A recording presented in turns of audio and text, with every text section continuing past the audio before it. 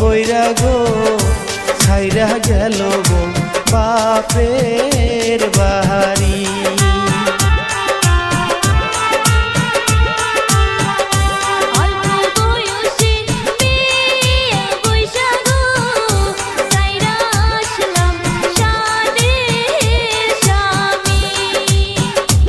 অল্প বয়সে বিয়া কইরা গো ছাইরা গেল গো বাপের